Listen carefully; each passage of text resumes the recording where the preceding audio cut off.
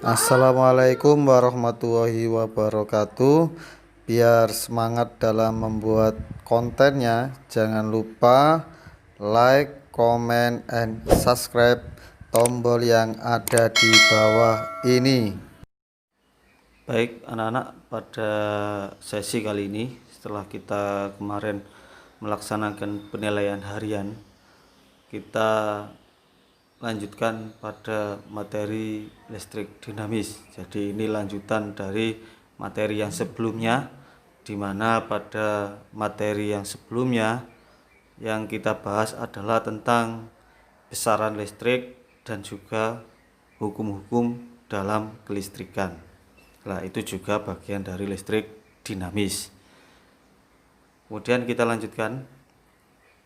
Jadi menurut arus listriknya, arus listrik dibagi menjadi dua. Untuk yang pertama adalah listrik DC atau directional current. Dalam bahasa Indonesianya, listrik DC ini artinya adalah listrik searah. Kemudian yang kedua, listrik AC atau kepanjangan dari alternating current, yang artinya listrik bolak-balik. Oke. Listrik DC, arus listrik DC merupakan jenis arus yang mengalir secara searah. Awalnya arus DC dikira mengalir dari kutub positif menuju kutub negatif. Itu awalnya ya. Jadi listrik DC itu mempunyai diagram seperti gambar tersebut. Jadi gambarnya itu lurus ya. Nah, karena lurus itu yang dinamakan dengan searah. Jadi gambarnya itu ada garis warna merah dan ada sumbu warna hitam, itu adalah titik nol. Kemudian garis yang warna hitam itu membentuk arah lurus. Nah, itu dinamakan dengan kutub DC. Nah, kutub DC ini awalnya adalah banyak yang mengira perjalanan antara dari kutub positif menuju kutub negatif. Akan tetapi para ahli ternyata meneliti perjalanannya itu ternyata dari kutub negatif menuju ke kutub positif. Aliran inilah yang menyebabkan terjadinya lubang-lubang bermuatan positif yang membuatnya seperti terlihat mengalir dari kutub positif ke kutub negatif. Jadi kelihatannya itu seperti aliran dari kutub positif menuju kutub negatif. Pada arus DC, tegangan listrik memiliki nilai arah yang tetap karena pada gambar grafiknya atau gelombangnya tadi itu arahnya lurus ya, maka tegangan listrik DC itu memiliki nilai arah yang tetap. Contoh dari sumber daya listrik DC adalah satu baterai. Tahu baterai ya, baterai yang biasa dibeli itu ada di atasnya itu ada gambar kutub positif dan kutub negatif. Yang kedua, aki. Jadi aki pada aki mobil, aki sepeda motor itu menggunakan sumber daya DC. Kemudian charge atau cas ya. Cas itu seperti cas HP atau cas laptop. Nah, itu juga sumber daya DC. Untuk pembelajaran prakteknya nanti akan kita bahas pada pertemuan yang berikutnya ya, jadi itu adalah contoh-contoh sumber dayanya. Kemudian yang berikutnya, contoh penggunaan sehari-hari dari arus DC dalam kehidupan sehari-hari juga cukup banyak, seperti handphone, laptop, radio, dan komputer. Oleh karena itu, pada pelajaran TKJ kali ini yang kita tekankan adalah tentang listrik dinamisnya karena akan menggunakan listrik baik listrik DC maupun listrik AC. Yang berikutnya, biasanya arus listrik DC disimpan dalam bentuk baterai yang umum digunakan pada jam dinding, remote TV, atau dalam bentuk aki yang tersedia pada mobil dan motor ya. Jadi kenapa kok kita naik sepeda motor itu tidak kesetrum ya, karena ada listrik DC. Nah, untuk gambar rangkaiannya ya, rangkaian DC ini untuk generatornya diabaikan saja. Ini sumber tegangannya ya, sumber tegangannya ini didapatkan dari baterai. Baterai ini bisa menyalakan lampu ya. Tandanya di mana, Pak? Tandanya pada switch. Switch itu mengarah pada baterai ya. Arah switch mengarah pada baterai.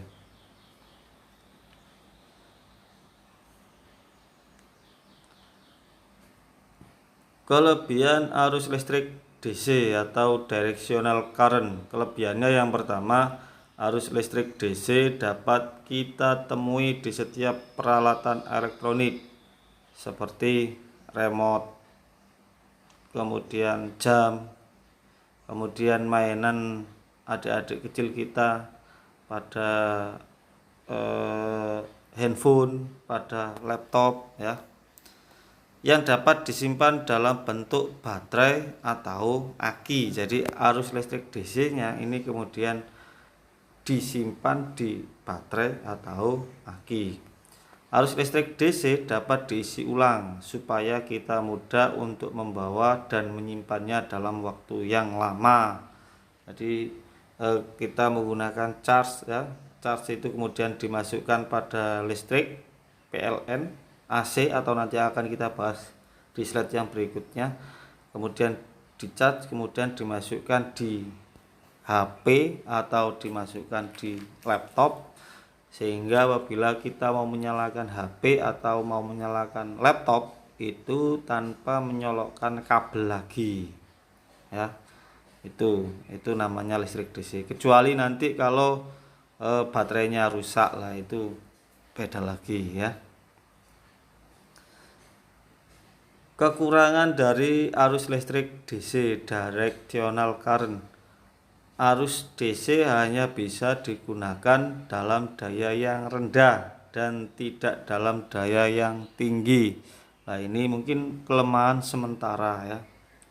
Kelemahan sementara. Tapi nanti kita tidak tahu kemajuan zaman, mungkin arus listrik DC ini bisa digunakan untuk daya-daya yang tinggi. Tapi kelihatannya sudah mulai mengarah ke sana ya, karena sudah ada sepeda motor listrik, kemudian ada juga mobil listrik yang digunakan dengan penggunaan berapa baterai bisa berapa kilometer digunakan untuk jarak yang sekian ya. Oke, itu tadi adalah penjelasan dari arus listrik DC. Yang berikutnya, arus listrik AC atau alternating current. Arus listrik AC adalah merupakan jenis arus yang tidak mengalir secara searah, melainkan bolak-balik. Arus AC memiliki nilai arah yang selalu berubah-ubah dan akan membentuk suatu gelombang yang bernama gelombang sinusida. Jadi arus listrik AC itu akan membentuk gelombang atau gambar grafik seperti yang ada pada slide.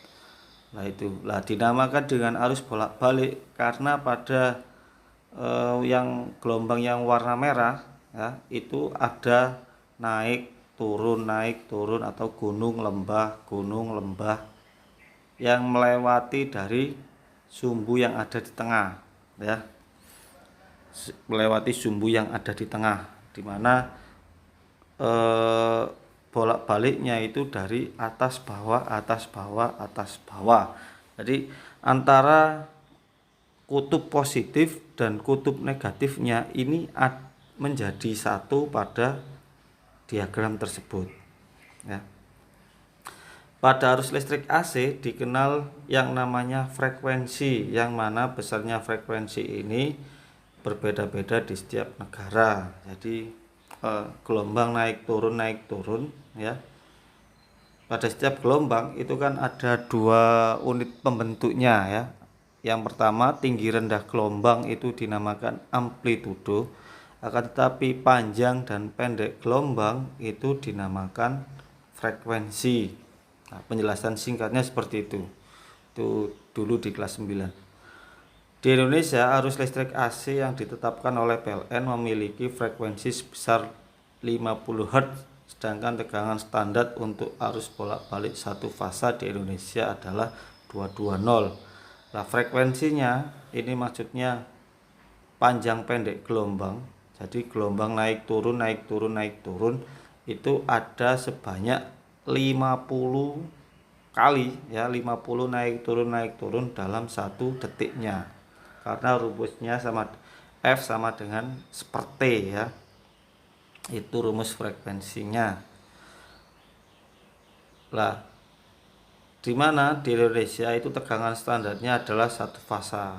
Dinamakan 1 fasa. Jadi listrik itu kalau yang PLN itu tidak menggunakan kutub positif dan negatif. Semisal kita mau ngecek stop kontak ya. Stop kontak itu kan sumber tegangannya dari PLN.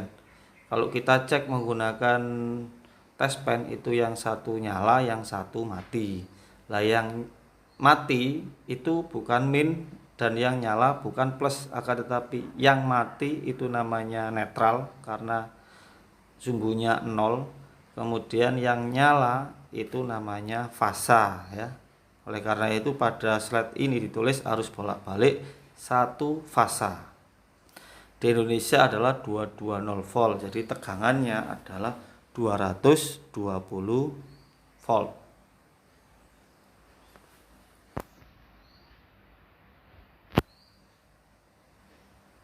Wah, ini untuk rangkaiannya lah. Rangkaiannya ini sebenarnya ada gambarnya salah ya. Ini switchnya harus menuju ke AC.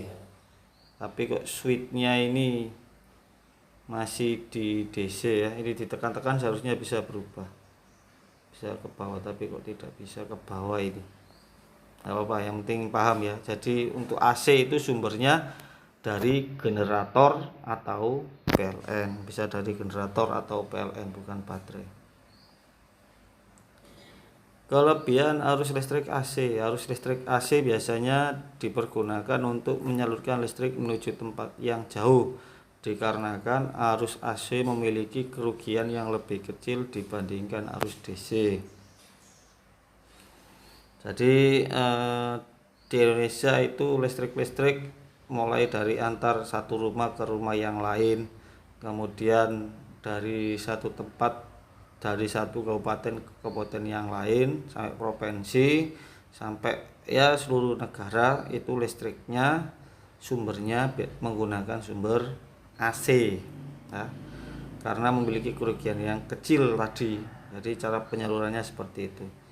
Arus AC sangat mudah untuk didapatkan hanya dengan menggunakan generator, sedangkan arus DC sulit ya. Jadi untuk semua pembangkitannya itu banyak menggunakan AC, karena di Indonesia itu untuk pembangkitannya semuanya menggunakan generator baik PLTA, pembangkit listrik tenaga air, turbin, memutar, generator.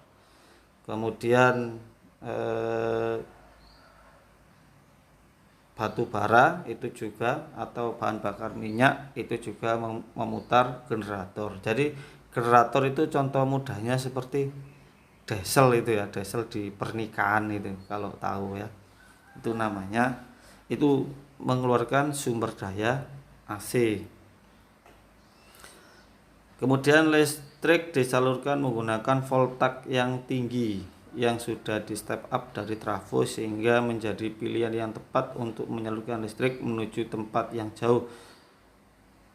Dan sehingga berbeda dengan arus DC. Jadi untuk penyalurannya itu menggunakan trafo tadi, sehingga mudah untuk menyalurkan ke tempat-tempat yang jauh.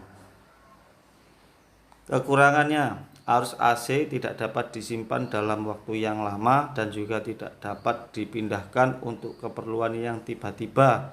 Berbeda dengan arus DC yang bisa kita dapatkan atau kita pindahkan dalam bentuk aki dan baterai. Jadi sampai sekarang ini masih belum ada alat yang ditemukan untuk menyimpan arus listrik AC seperti arus listrik DC itu ya, baterai kan menyimpan arus listrik, kemudian aki juga menyimpan arus listrik. Akan tetapi untuk AC ini masih belum ada. Baik anak-anak, itu tadi adalah penjelasan tentang listrik dinamis, diambil dari arus listriknya. Kemudian yang berikutnya untuk tugasnya yang pertama adalah apakah perbedaan antara listrik DC dan AC, yang kedua apakah kelebihan listrik DC, yang ketiga apakah kekurangan listrik DC, yang keempat apakah kelebihan listrik AC, yang kelima apakah kekurangan dari listrik DC. Kemudian soal-soal tadi ya, soalnya ditulis kemudian dijawab, yang kedua difoto, dan yang ketiga dikirim di KI 3. Nah, jika nanti ada penjelasan-penjelasan yang belum paham atau yang lainnya bisa ditanyakan melalui grup.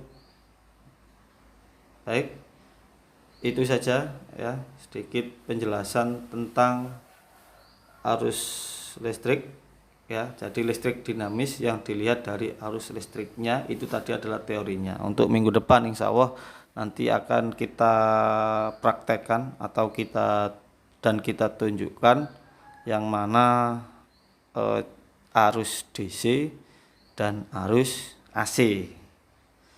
Saya akhiri sampai di sini. Assalamualaikum warahmatullahi wabarakatuh.